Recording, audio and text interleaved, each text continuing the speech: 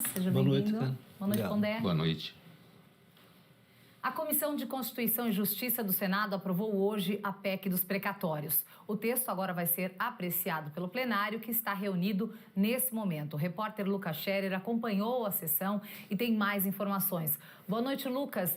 Lucas, me diz uma coisa, a votação da PEC dos precatórios foi adiada para amanhã?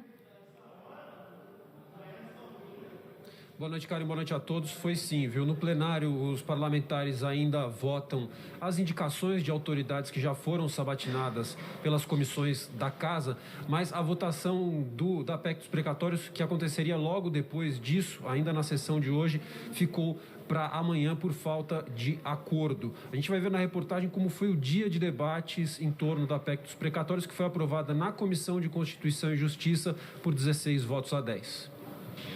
Momento antes de abrir a sessão do plenário, o presidente da Casa, Rodrigo Pacheco, defendeu acordos sobre pagamentos de precatórios, as dívidas judiciais da União. A gente tem realmente compromisso com a responsabilidade fiscal.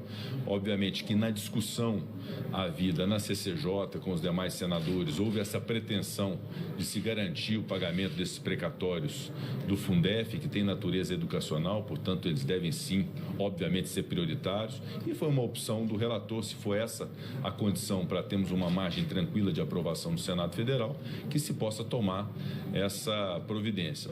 O texto da PEC foi aprovado hoje na Comissão de Constituição e Justiça do Senado por 16 votos a 10.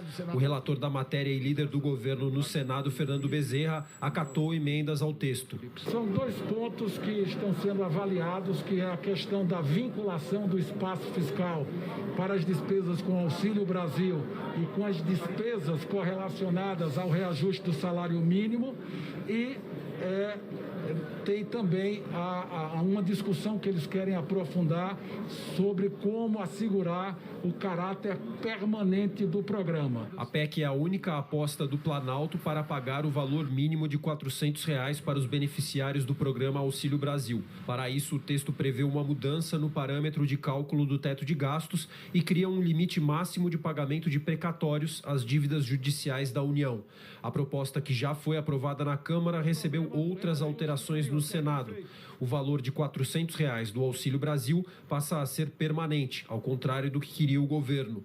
O texto prevê a exclusão dos débitos da União com o Fundef da regra do teto de gastos, o que abriria uma folga adicional de R$ 10 bilhões no orçamento.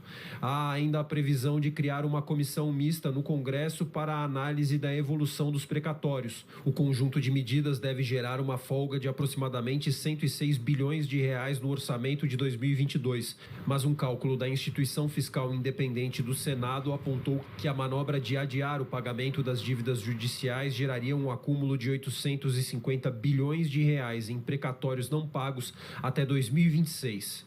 Se o governo quisesse simplesmente resolver o problema da fome, tinha caminho sem quebrar teto e sem dar calote em precatório. Mas o governo quer uma margem de dinheiro, uma margem fiscal muito maior, porque obviamente ele tem outros objetivos. O ano que vem é um ano eleitoral.